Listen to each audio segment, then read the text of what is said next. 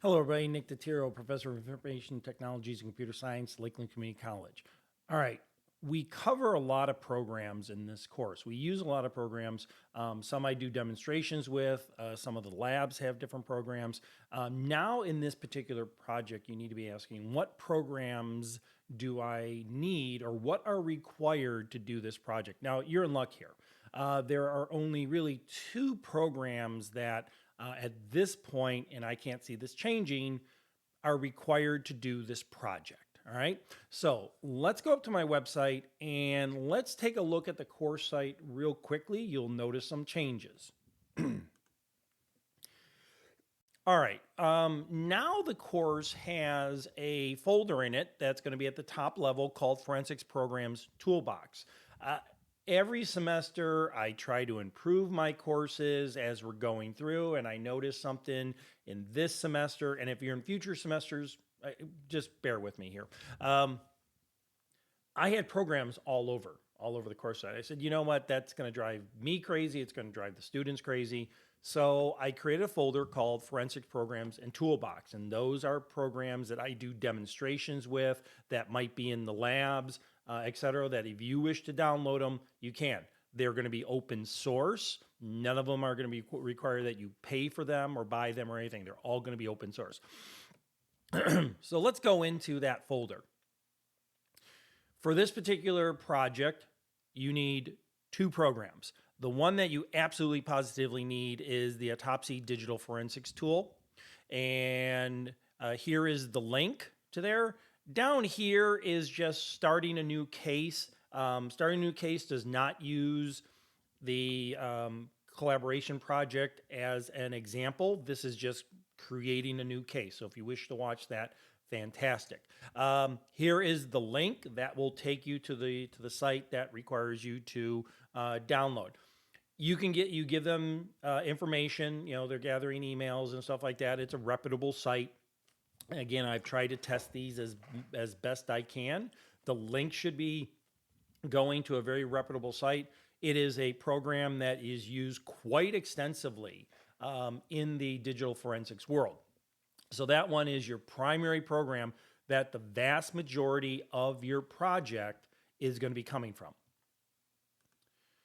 The other program is HashCalc. It's a simple little hash calculator. You're going to be using this throughout your project to verify or to double check or just to practice certain things. Yeah, you're going to get the hash values from Autopsy, but maybe you just want to check them. You're downloading zip files. Maybe you want to check them. So this is a nice little program, and here's a little demonstration associated with this particular program. There is the link. Again, it is, as it stands right now, it's a reputable site. There's no viruses that I found as it stands right now, but obviously you always want to double check that. The other programs that you will see here, you're not necessarily going to need for this project.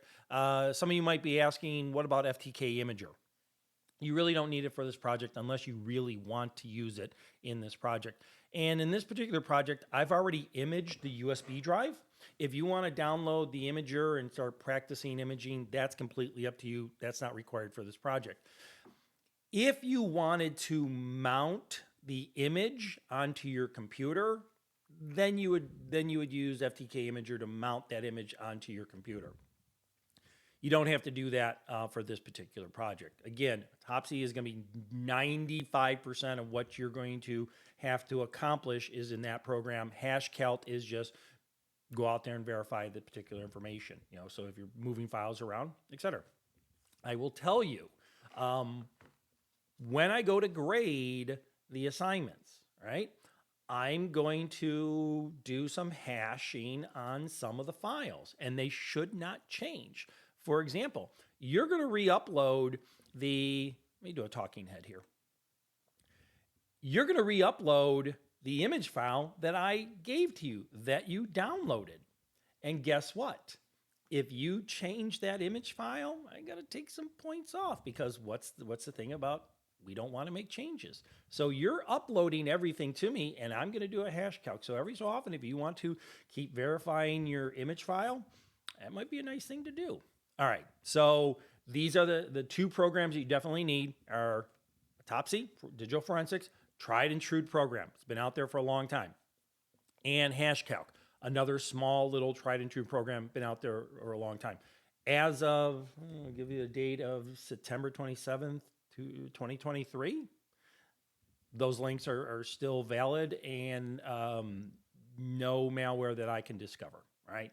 So with that being said, let's go out and learn something.